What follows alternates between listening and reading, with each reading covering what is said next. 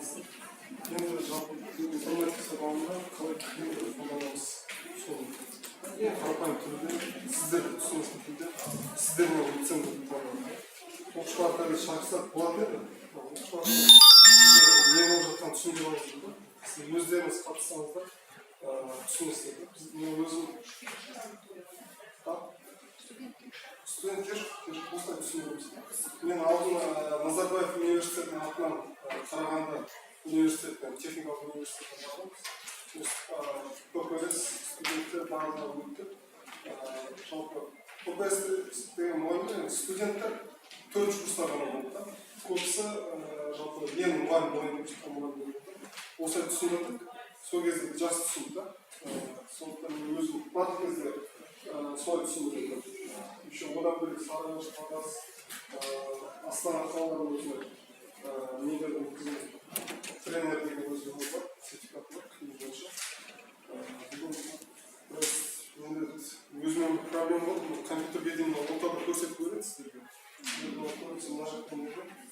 Компьютер материнкасы күйіп кетті да, кешірім сұраймыз. Сондай техникалық ақаулар, көптеген жалпы сіздерге жалпы түсініп басайын. Бүгін мен ең қарапайым measuring data, bits and bytes.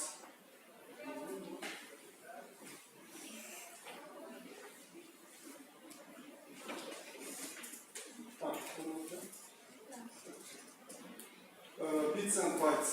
Жалпы сіздер білесіздер да.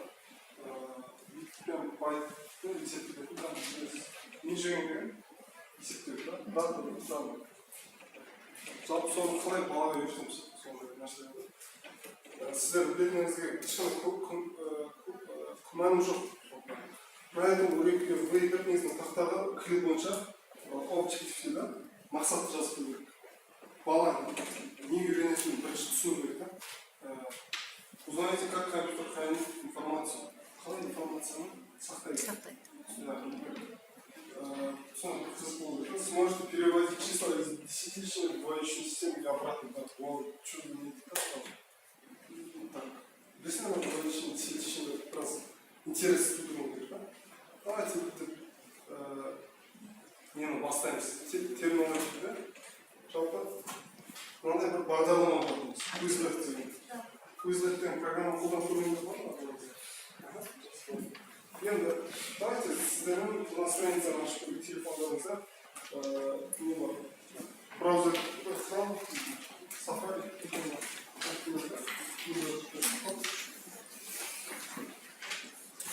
осы ссылка арқылы көрді. Quizlet'тің қандай жақсы жағы бар? Реклама жасалады, бірақ солда балаға өте пайдалы. Сөз жаттауға, карточкалармен жақсы қолдануға болады. И ол жаттағаннан бөлек күнде өзі тексере алады. Мысалы, тесттер бар, сразу тесттер автоматически генерировать сізге шығарады. И сол, сіз жаттағаныңыз бар, қайта-қайта тест тартып, сіз жақсырып жаттап аласыз. Бүгін сабағында тек қана 6 сөзді ғана қоюдың мақсаты. Балалар 6 сөзді үйреніп кетсе, мен сабағын мазмұнын түсініп кетсе, мен жеттім, өзім қалаған мақсатына жеттім. Солай да. Ашып жатыр ма? Ссылка. Quizlet.com 3x IQ. Дайте мне ашып көрсетейін.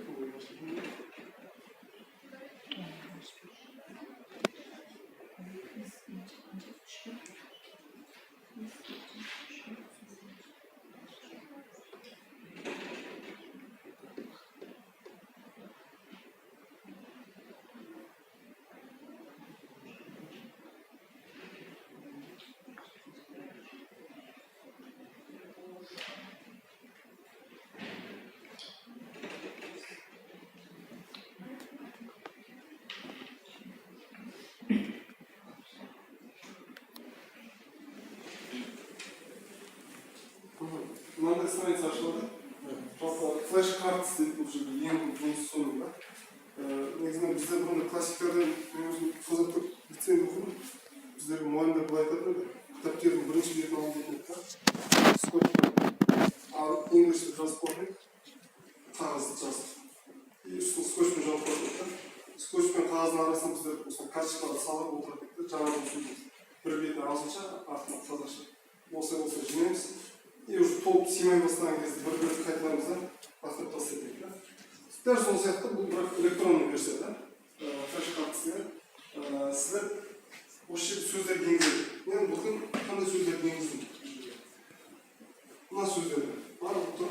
To convert дейді, ауыстыру, переводить. Енді мен қалай естіледі екен білгім келеді да, to convert дейді. Давайте дауысын көрейік. Ауыстыру, переводить, менять. Қазақшасына дейін фразаны көріп отыр. Так, мысалы binary дейсіз. Binary. Егайка, двоичный. Қазақша біраз кішкене нелі. Осылай балалар дауысты произношение үйреніп, английский бөлек қой произношениесі.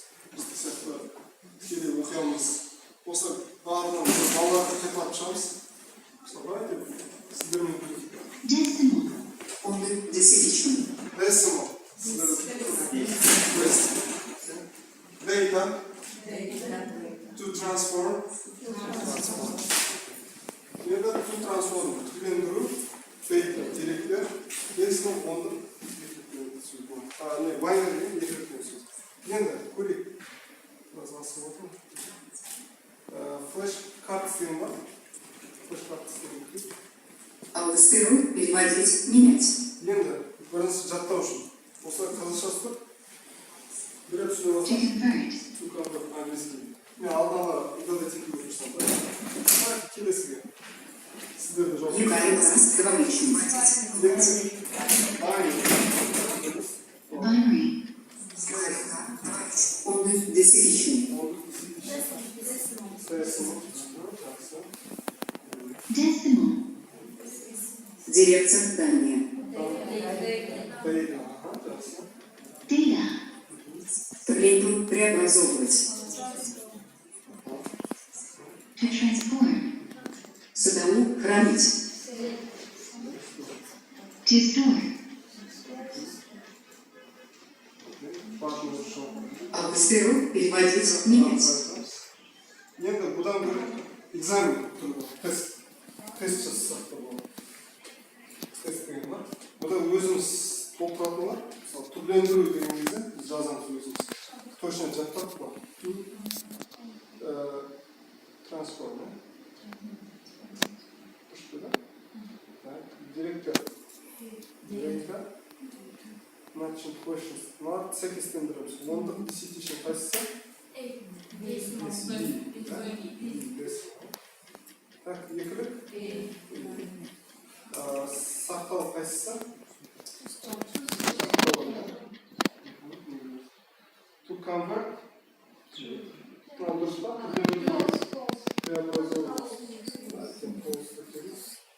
Так, жауаптарымыз дұрыс. Барлық дұрыс. Жақсы. Осылай тест жасап көреді оны. Жалпы үйге де берсеңіз болады. Осы бойынша сендер жұмыс істеу керек. Көбірек сөз еңсеңіздер болады. Сіздердің оңай болсын.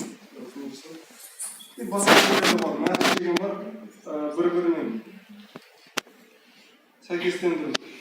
Мысалы, ондық десятичный. Қайсысы мына жерде? Decimal. Түстерін тауып, to transform. Түрлендіру. Осы екеуі. Data. Сақтау. Кейін ауыстыру. Түканғы. Binary. Жақсы күшті дейді. Кейін ары қарай.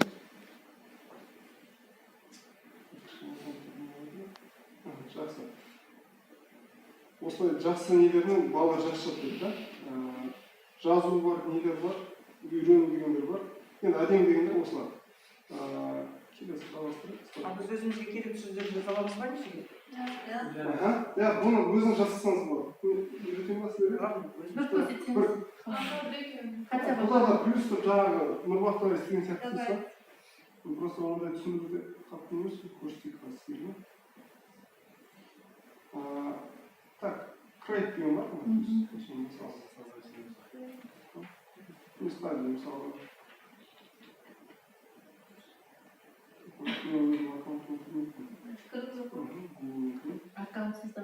аккаунт создать етуге обязательно. Google болса автоматически Google кірсеңіз болады. Так, енді кредит. Мысалы, сабақ қылатын біздіміз мына жерге. Мысалы, компьютер сайенс дейік, иә? Computer device. Сол біздің сабақ қылатын, да? Ағылшынша. Label диаграмм дейді, мысалы, осының нелері бар. Барлығына көрмеу деген сияқты. Давайте мына жерге теңестіретін нәрселер жазайық. Мысалы, жаңа сөздер жазайық. Ағылшынша қандай сөз білесіздер? Сіздің пәнге байланысты. Input, output. Input, output. Жақсы. Input кіріс дейік. Мысалы, чудовищ. Мысалы, Russian. Давайте Russian болсын. Russian болсын. Вот, да? Что? Вот, sorry. Так. Output user. Output. Вывод. Response. Жақсы. Осылай create дейміз. Тағы да карттар қоса берсек болады. Бізге екеуі жетеді пока. Create. Сейвим. Ожидаем. Ссылка сразу же Valor Press и Redux. Мало говорит, да? Да, балалар те, кто сразу Facebook, Twitter болса, балалар қолданып өсеміз деп болады. Так, жақсы, жалғастырайық, да?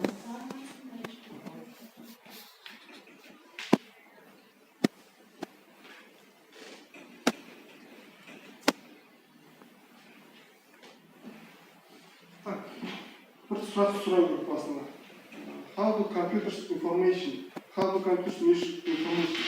Қалай компьютерлер информацияны сақтайды деп ойлайсың балалар. Балалар кішкене миға шабуыл болу керек, серьез.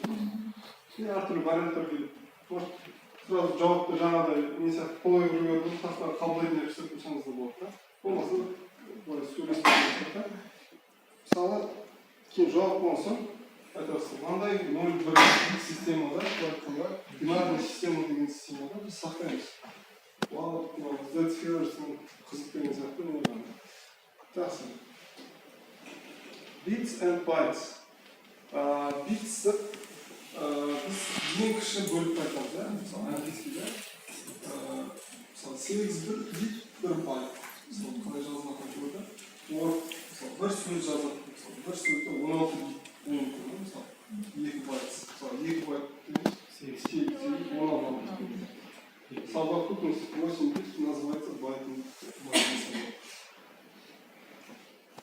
Енді, екінші, мысалы, суретті қалай сақтайды десек, мысалы, суреттер пиксельден нәрселерден тұрады. Ол пиксельдерден 0-мен 1-мен сақталады деп түсіндіресіз. Computer store images as pixels. Pixel consists of 24 bits. Бір пиксельде 24 бит бар екен. Айтқанда, RGB деген шыққан, Red, Green, Blue. RGB, симметрия нәрселерде. Сондай системаны сақтайды деп айтасыздар, да? Балалар қызық, қалай сондай бір сурет бар, әдемі, көрсететін қазір жоқ. Осылай келесі. Енді текстті қалай сақтайды, әріптер қалай сақтайды десе, ASCII дейді. ASCII деген American Standard Code International нәрсе деген сөз. Every single letter or number has its own binary number in computer. Әр символдың клавиатурада, клавиатурада көрсетілсе, әрқайсысында өзінің бір коды бар дейсің. Әрқайсысы қанша бит? 8 бит, да? 0-ден 255-ге дейін, байттан 256-та түрлі нәрсе бар біздің клавиатурада символ бар. Даже пробелға дейін өзінің коды бар дейсің, да? Сөз балар қызықты бәріне бар. Енді мына суретке қарап не түсінуге болады? CPU деген центральный процессор, микропроцессор. Бір адам сол офты басқа болды. Бұл жерде шығармашылық әрқайсысы қызық жауаптар берген мүмкін. Біздің жауап, біздің айтып жеткізгіміз келген нәрсе, енді бұл нәрсені адам басқарады деген сияқты. Бір бұлттар, on-off, былай айтқанда қосу немесе өшіру деген сияқты. Осылай сияқты компьютерде дәл солай жұмыс істейді деген сияқты. Ешқандай компьютер ақылды емес. Компьютер адамның арқасында жұмыс істейді деген сияқты. Болмаса ол тупой болса өзіне өзі тұра береді деген сияқты. Так, енді бізде екі түрлі бинарный система, екі түрлі санау бар. Значит, бинарный система біздің адамдар түсінетін десимальный система, нөл жүйе деп айтасыз. Бинарный система тек қана 0-1 болса, біздікі болса 0-9. Значит, біз 10 жүйе, значит, мультипликацияны 2 жүйе. Жақсы дейміз. Көп бір нәрсе бір қойылымдар дейміз. Ондарын құрыңыздар дейміз. Ондарымызды таныстырма. Бір кішкене ойын дейміз. Ағылшынша болған ма? Түсінікті. Негізі бір шеңберде тұрсақ жақсы болады, бірақ мына жер тар кетті да. Давайте былай тұрайық. Сіздер ортадағы біраз шықсаңыздар. Бір-біріне қолданып отырсаңыздар.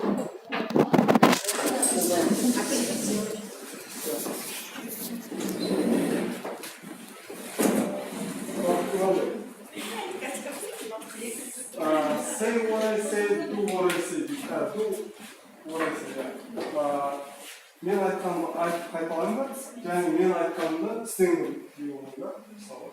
Jump in deyim, ішке секіреді. Jump out, сыртқа секіреді. Jump left, jump right, оған. Қазір. Дәл мен айтқаным, бірақ өзі қайталау. Jump in, jump out, jump right, jump left деген. Түсінікті да? Бастайық онда. Шатастырмалар болады бірақ негізі. Келесілерінде шатастырамын. Мынада енді сіздің білгісі. Jump in. Сіздер қайдасыз? Jump in. Jump out. Jump left. Jump right. Jump in. Jump out. Окей. Енді мына түсінікті да? Енді say what I say, but do opposite I say. Мысалы, jump in десің, jump in дейсің бірақ артқа jump out дейсіз. Jump left дейсің, jump left дейсіз ба, jump right оңға дейсіз. Мен бірақ бұл жерде шатастырамын. Түсінікті да? Jump in. Jump in дейсіз ба, jump right. Jump left. Jump out. Jump out. Jump in. Jump out. Right. Then say do. Say opposite of what I say. Мен айтқан наоборот. Jump in дейсіз, jump out дейсіз. Do opposite of I say. Мен айтқан наоборот дейсіз. Мысалы, jump in десем, сіздер jump out дейсіз, jump out артқа секіресіздер. Понятно, да? Сіз өзіңіз айтқаныңызды істеңіздер. Jump left. Jump out. Jump in. Jump out. Jump left. Jump left. Жақсы. Say what I say. Do opposite of I say. Ойнадық па? Yes. Жоқ, наоборот. Say opposite of I say. Do what I say. Мысалы, jump in деймін. Сіздер jump out дейсіз, бірақ мен айтқам сіз. Түсінікті, да? Говорите одно, делайте другое. Басқа нәрсе. Короче, өтірік айтасыздар. Jump in. Jump out. Jump out. Jump left. Jump right. Jump right. Jump left. Jump left. Jump in. Жақсы. Отырыңыз. Жақсы, рахмет.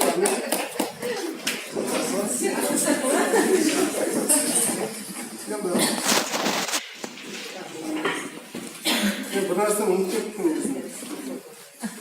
Сабақтың өзіне. Сен процесс өтпейді деген болады сабақтарда. Біз алдын ала таратамыз. Мына сөздерді сіз білесіз ба деп балалардан біліп аламыз, да? Сол сабақтан сол сөздерді біледі ма деген сияқты.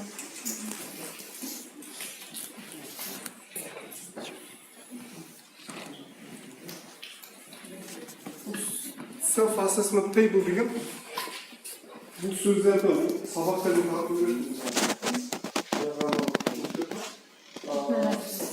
Сөздерді біледі ма?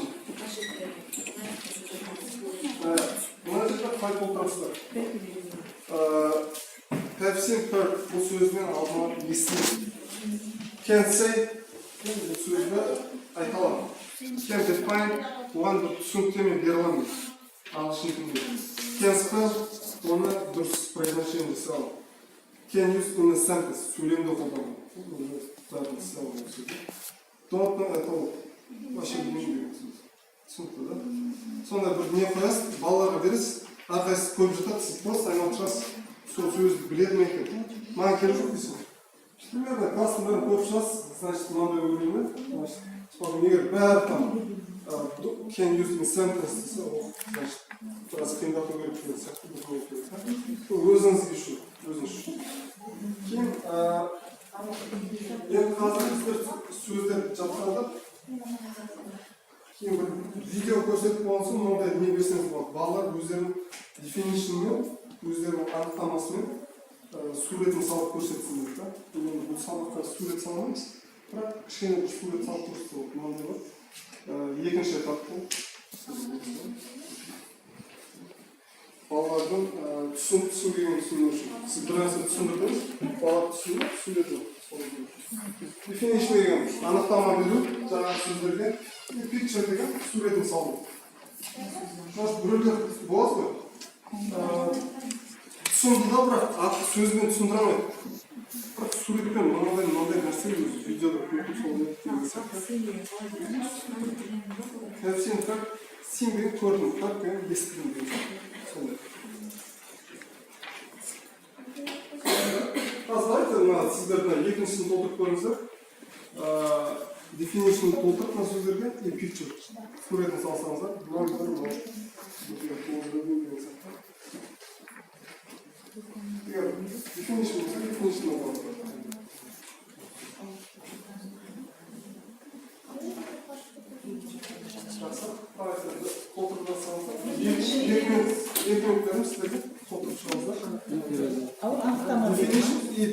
анықтамасы және суреті.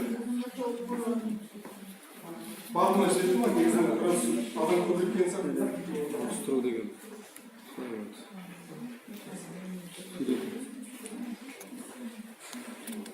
Суреті қойылып қойылып. Бинар екілік.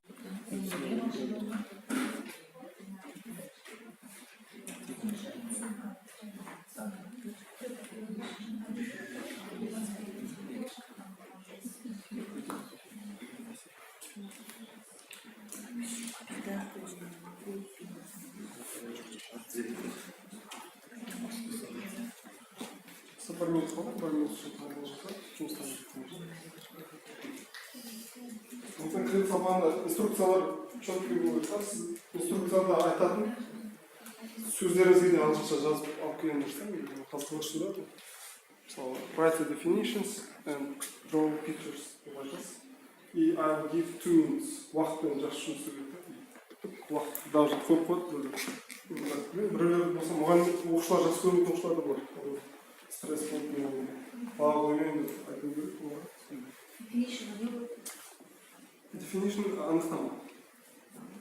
Сөздің анықтамасы ма? Иә, осы сөздің анықтамасы. Аудармасын жазыңыз, немесе ағылшынша анықтамасын.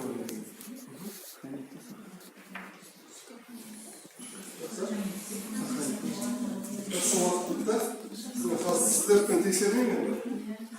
Жауаптарын айтып қазір көрсетем. Қайтадан. Егер қателеген сонда.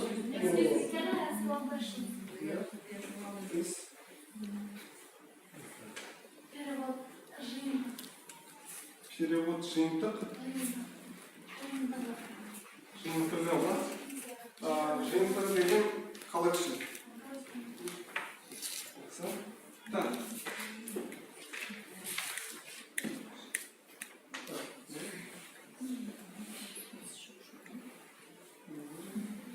Мамин дұрыс болсаңыз болды ғой.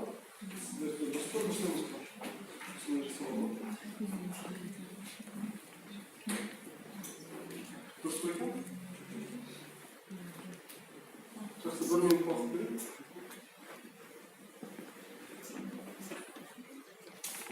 Бұл қағаздар оқушыларда қалады. Ешқашан алып қоймайсыз ба? Өздері алып кетеді, келесі сабақтарда өздері алып кетеді.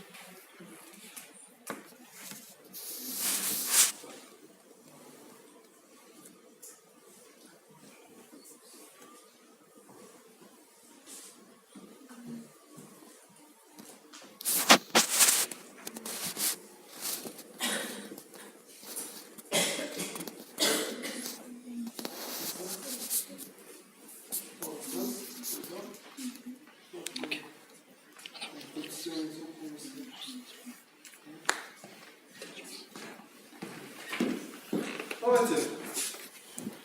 Binary. Now we know what's binary and decimal.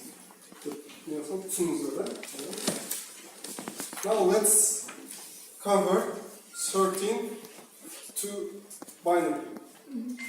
13 in decimal, you must convert it to binary. Okay? Can you solve it? I'll solve it for the first time. 13. We can divide it to Divide by 2. that 2. What will it be? 6. That's With the 1 remainder. 0. Remainder then half. Then 6 divided by 2. 3. 3. Without 1. 0. 3 divided by 2. 1. 1. 1 remainder. And also Up to down. 1 to Are we be down 1. to up? So 0. So we'll write these numbers. 1, 1, 1. Or кейде 1 дей салады, 0 0. Жалпы көрсек осындай. Давайте көрсек, қайтадан слайдтарда көрсек. Просто можете екіге бөліп қойшы. Бір қалды, бір жаздық. Үшке бөліп, 0 болды, бір жаздық. Осылай жалғасады, бір минут. Дұрыс па дейміз бе? Жалпы осылай есеп шығарылады. Давайте теперь есеп шығарып көреміз дейміз. Давайте есеп. Today Asya celebrates her 14th birthday. 14-ші туған күнін тойлап жатыр. Her mother put 5 candles on a cake. Оның анасы 5 ана свечканы қояды. Asya knows binary numbers from informatics classes and wants to make the number 14 using 5 candles. Енді не істемекші Асия бинарный системаны біледі. Ол 5 свечкамен 14 санын жағып көрсетпекші. Бинарный системада. She puts 5 candles in a row and tries to solve it. Оны бір қатарға қояды, и жаңа есепті шығаруға тырысады. Енді, which candle should Asya light up to show number 14? Енді көрсету үшін қай нелерді жағу керек? Бір тұрсыздар, бір болса бір, төрт болса мына жерде, и бір үстек. Ол енді шығарылыстар ма? Сіздер бір шығарып көріңіздер. 14-ті бинарный системаға көріңіздер. 14-ті айналдыратындар бар ма? Жаңағы қағаздың арғы бетіне шығарсаңыздар болады. 14-ті айналдырып көріңіздер. Екі жүйеге бинарный системаға. Алып дәрісі болды ма? Болады.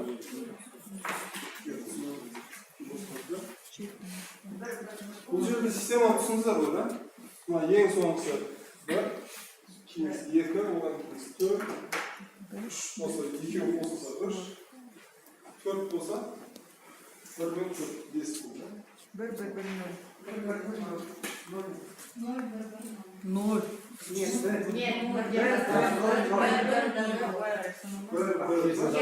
Керісіне табылды. Жақсы. 1 1 1 0. Понял? Бәрін сөйлесіп қойған? 1 1 1 0. You are right? Your answer is right. Okay. It goes by this way. Просто представление будет like this.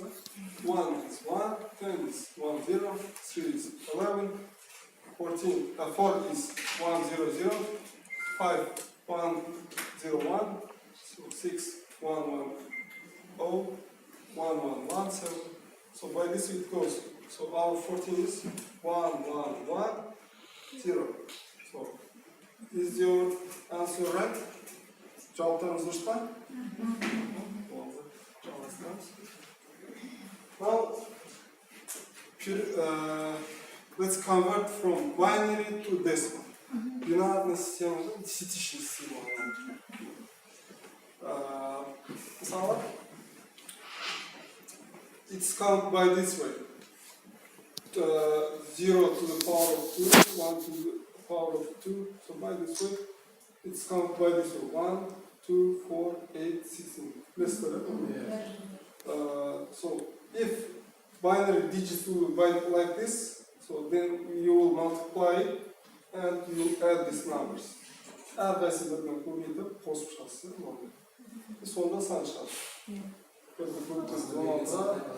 Былай айтқан 0 болған жер 0, да? Жазбай ақ қойса да болады. И сразу 29 шықты. Значит, болса есептеледі. Бинарный системада 1, 1, 1, 0, 1 болған. 29 болған. Decimal. Так, енді давайте біз есеп шығарайық. Значит, сіздер қалай болады екен? Digit дегеніміз жаңағы мынау сан, көбейту, base бізде қандай? 2 болады, бұл жерде. Біз бинарныйдың базасы, базовый саны 2. Position қаншасыншы орында тұр? Мысалы, 0, 1, 2, как? Нет, массив сияқты кетеді 0-дан бастап. Массивті сол үшін солай ғой. Сол қоямыз, 0 болса 0. И сонымен бәрі қосып шығуға есептей беруге болады. Понятно, да? Activity, count to dots. Давайте есеп шығарайық. Convert numbers from decimal to binary and check your answers by converting binary back to decimal. Мысалы, мынаны 9-ды былай айналдырып, кері аударып көріңіз. Дұрыс па, дұрыс емес па? Тексеріп көріңіздер. Может, арасында қате бар. Білсіз? Барлық қалған есептерді шығарып көріңіздер. Осылай шығып басын түсіріп. Онтық дұрыс емес па? 2, 8. Негізінде жас сөмен болса балар сразу айтып берші. 0, 1, 2, 3, 4, 5, 6, 7,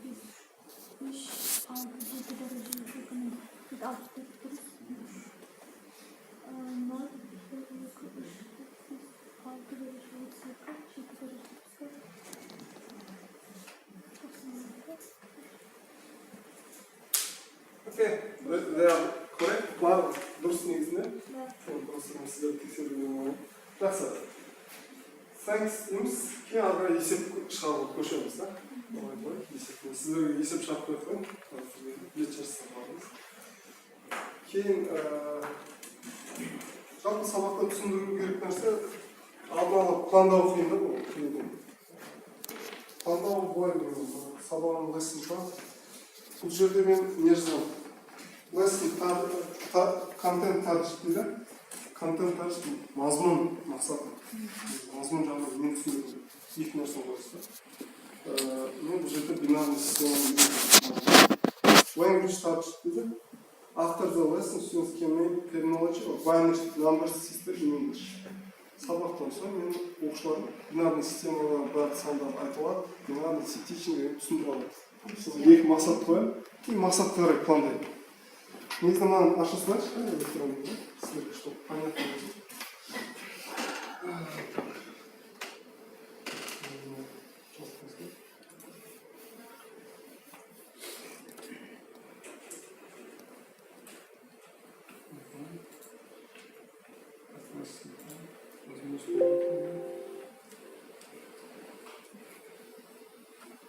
Мен осылай сабақты пландаймын.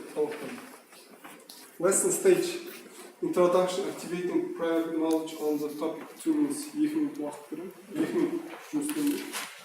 Мен мынаны бірақ бере алмаймын да сіздерге, былай түсіндіріп шығамын. Teacher, мен не істеймін? Students, студенттер не істеймін? Interaction. Қалай, сай жатқан студент маған айтады ма, мен сөйлеймін. Басында teacher, student. Мен студентке қараймын. Excuse me. Can I ask? It's Bloom taxonomy, да? Bloom taxonomy тоже учитывается, бірақ бұл Bloom taxonomy емес. Bloom taxonomy деген нәрсе өзі не бар? Адам қажеттіліктері бар. Не байланысты. Қалай үйренетін деген, ну, PPT слайд, мен слайдын көрсетемін, и борд тақтаны қолданамын. И осылай барын осылай пландаған, келесі activity не жасайды. Барын осыған қарай не алды. Кейін teacher, student, потом студенттер өздерімен жұмыс істейді деген сияқты жаңағы. Сондай нелер болады. Жалпы тақырыпты осылай пландаймыз. И сабақтың соңында reflection өзінің рефлексиялығы, reflection papers, қағаздарда сабақ қалай болды. И teacher to students. И балалардың есептеріне байланысты мен өзім бағалаймын. Сендер маған түсінген сияқты, қателер бар түсіндір. Сабақтың өтуі қанша минут? 45 минут. 45 минут сабақ. Негізі мен біраз қысқаша өттім ба? Қаншада басталды сабақ? Кажется... 36 минут болды. Ну, правильно, там есеп шығарады. Осындай уақыт болды, осындай уақыт болды. Жалпы бір сағатта план осындай. Енді сабақтың түрлері болды, жаңа айтқан сияқты. Видео сабақтар бар. Чисто, мен мына дәл сабақты басқаша түсінбесін болды. Дайте, мен сабақты басқаша түсінбеймін. Видео бар, мен түсінбеймін.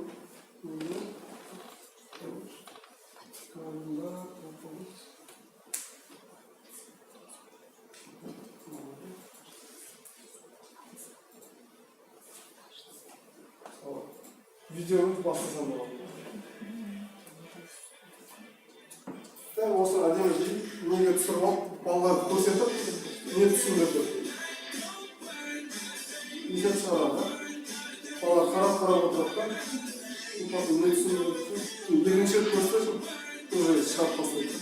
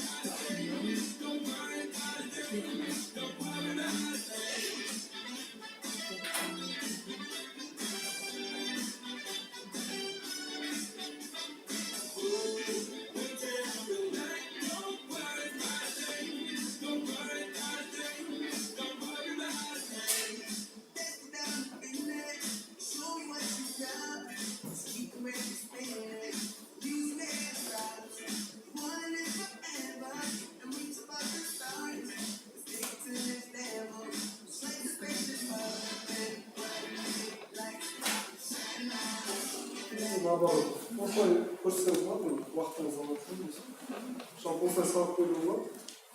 Кейін сабақты бұл видео көрсеткен алдында бір не көрсетуді, бір қызық суреттер, сабақта қызық тұру да. Қазір бүгін не өтеміз деген сияқты алдыңғы нәрселер бар. Жаңағы бір нөл, чөзір бір нөл деген сияқты. И былай дискуссия өтіп. Бірінші қызық болып тудыру керек та сабақты, сондай бар. Кейін инструкцияларын жақсы жұмыс істеу керек. Сөздер не айтасың, не сөйлейсің, сондай. Бүгін біраз алып тұрған соң біраз сөздерін дұрыс естілмей жатқан шығар. Солай жалпы. Бұрын өткен сабақты қайталау. Сабақ. Негізде қосылады ғой осы технология. Ревью lesson. Мынандай нәрсе бар. Сабақты пландаған кезде бірінші сабағым сентябрьде өтетін сабақ. Негізі what students know. Бұған оқышы не біледі. Мен кітап кітапты көрсеттім, солай жасап тұрады. нені біледі, значит, қай жерде объектив, мақсатта нені қоюға болады. Соған қарай пландау арасында бір-бірін алып тастаған сияқты. Осылай пландайсыздар. Жаңағы кітапта өте жақсы жазған. Соны көрсетпей ақ қояйын оны. Соны бір оқысаңыздар, көресіздер. Кітап сияқты бәрін әдемі түсінген. Жалпы сұрақтарыңыз бар ма басында? Бұл кітап қайталануы болады. Интернетте любой, ВК-ны жазсаңыз, vk.com жаңағы кітап жазсаңыз сразу бірінші ссылка. Это на английском языке, да? На английском, Cambridge.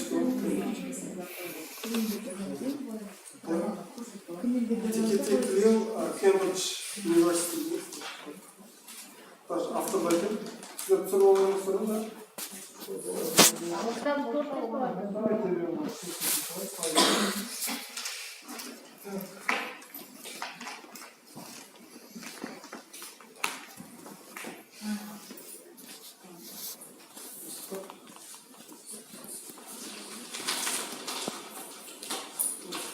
Кей Бентли десеңіз, тұршылы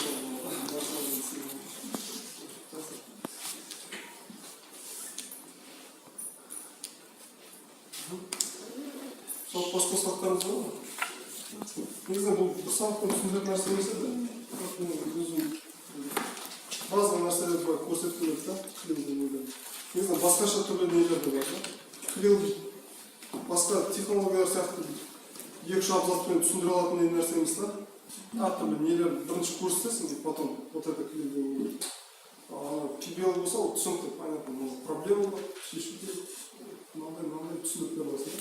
Ал мынада болса, PBL-ге қатысы бар, жаңағы оқу бағдарламасында отыр ма? Біздерде ол полностью клеумен екеуі кәдімгі сәйкес келеді. Біз одан сабақ бердік. Критериалды бағалау деген өте маңызды. Бұл да барлық нәрсе бірмен взаимосвязано, ешқандай жоқ. Жаңағы Блум таксономиясына қатысты қалай жатталу керек екенін соған байланысты таңдайтын бірінші көру керек, есту керек деген сияқты нәрсенің бәрі сонда учитываться. Оның кәдімгі нелер бар, материалдар бар, Назарбаев университеті. Оны бізге сол кезде береді, доступ жауып тастайды да. Ешкімге бере алмаймыз оны. Сондай несі бар. Мына материалды негізінен әрине біреуден алған, бұнықтан негізінен ешкімге бермейді. Сондай негізінен үйренші бар. Тренингтер бәрінде слайд бермейді. Өзі беріп береді, бірақ менің правым. Президентская школа с клиникой. Президентская школа, Назарбаев университет. Короче, негізінде былай клеу, негізінде Назарбаев школа мақтаным болмайды, қазақ түрік лицей колледждерінде ерте басталған нәрсе. Назарбаев мектебін енгізіп жатыр, бірақ жамандар болмайды. Бірақ біздерде қазір министерство ең көп қолдап отырған қазақ түрік лицейді. Көп қатысып көрген жастар. Біз сияқты жас жігіттер жан-жақ көп жүрді. Қанша жыл болды сіз? Екінші жыл.